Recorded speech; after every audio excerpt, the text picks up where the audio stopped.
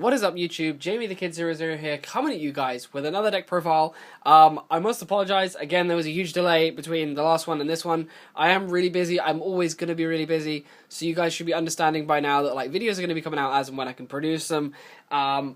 New ban list drop. Not gonna lie, I haven't done a review of that one. Should probably get that done. But that's for another day, and that's possibly when I can get some guest stars in on that one as well. Just want to keep those videos a bit spiced up, and I'm in no huge rush to do that.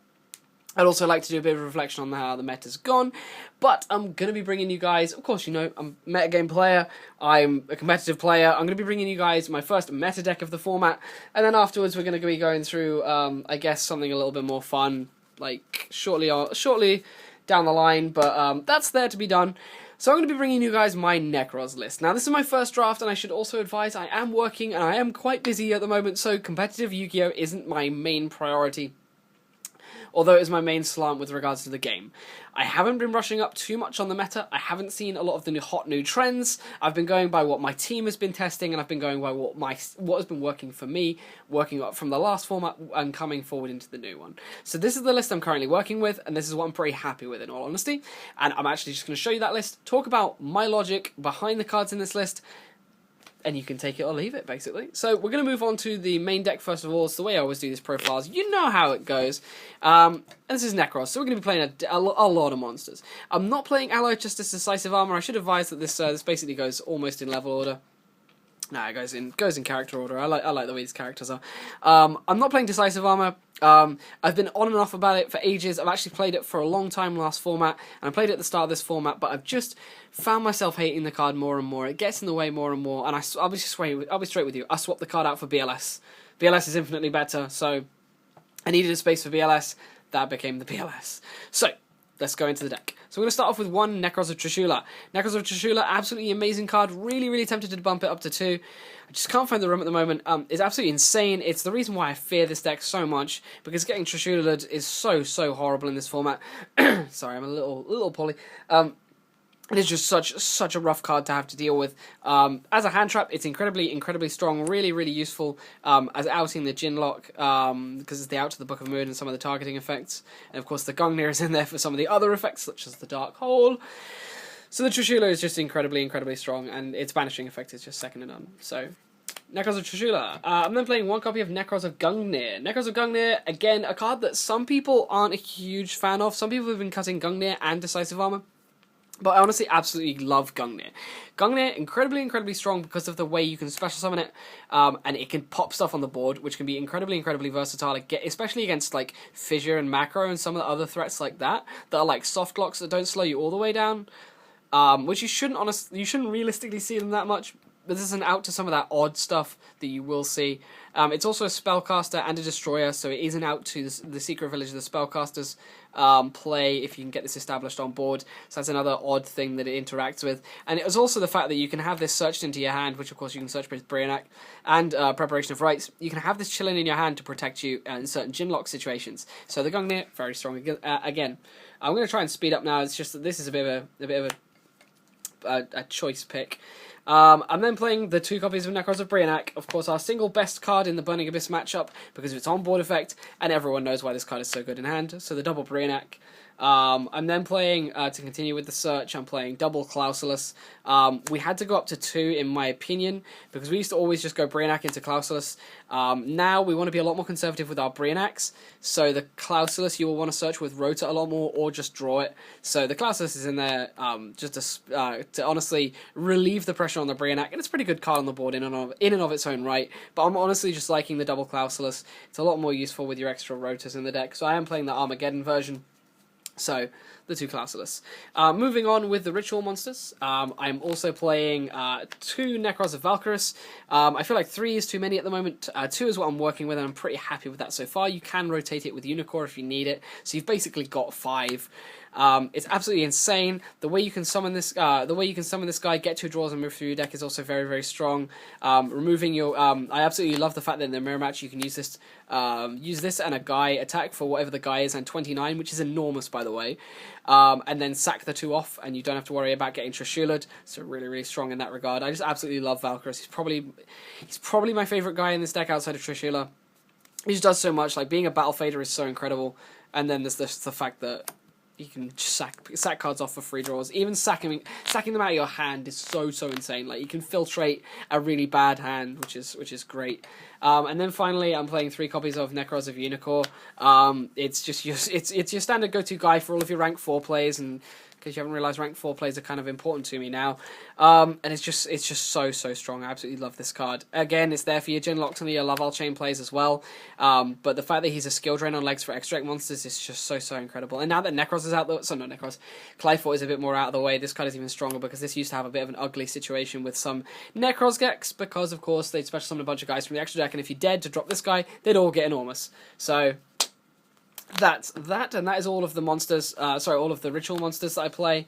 I believe it's somewhere in the region of about 11. I do play a quite small number. Then for the main deck monsters, I'm still considering a couple of numbers. There's still a few kind of ratios that I'll probably want to modulate, because I do want to play Upstart Goblins in this list. But we'll go through the list. I'm playing 1 Dance Princess of the Ice Barrier. I still think this card is incredibly strong, so I still love this. I'm still playing the 3 copies of Shurit, Strategist of the Nekroz. I'm honestly considering cutting this down to 2, as it does clog a fair bit, and I do play the rotors now, so I can search this as a rotor.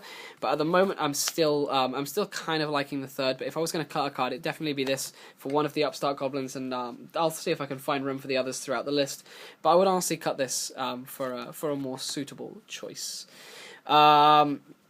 With regards to the rest of the monsters, the non-Nekroz monsters, I am playing the multitude of normal summons in the form of 3 Manju, 3 Senju. Of course, just your standard 6 searches. Like, Senju is almost as good as Manju. It's just sometimes you'll have to go through a Clausulus to get a spell instead of going through Manju, but Senju, pretty good. Like, you should go through Clausulus anyway, because you need to deck thin. But I'm also playing the double Armageddon Knight, and hey, they're actually old set Armageddon Knights, even though they're super anyway. I am playing the double Armageddon Knight because I actually really like this version, because it adds darks. It adds more darks into the main deck, so I can make BLS a lot more live. It has more outs to the Ginlock, and outs to other things like Emptiness and other Floodgate back rows, because you can send the Dragon.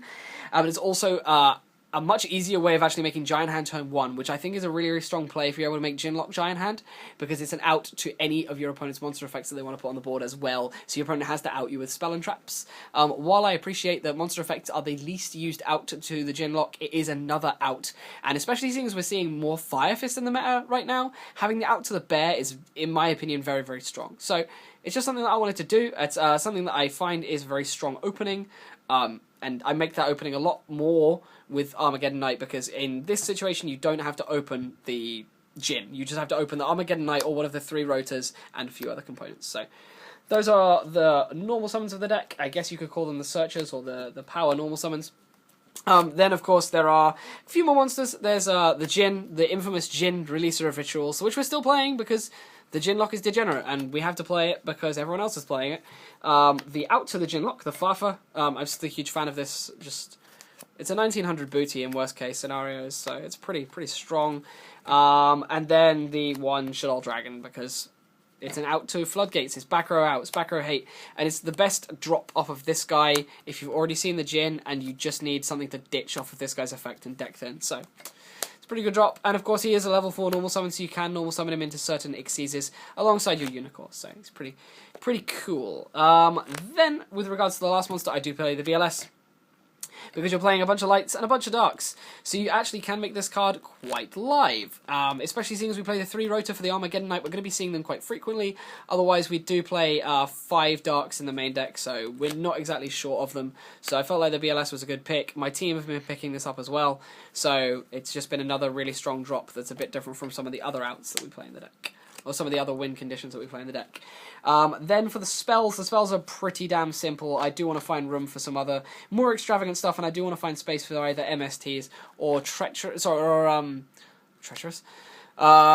for MSTs or Upstart Goblins. So we're going to move through the spells. We play the 1 Raigeki, the 1 Book of Moon, the 1 Prep. I'm going to be very quick because I'm running out of time. 2 Nekroz Mirror, 2 Nekroz Kaleidoscope, and 2 Nekroz Cycle. I'm still liking 2/2/2.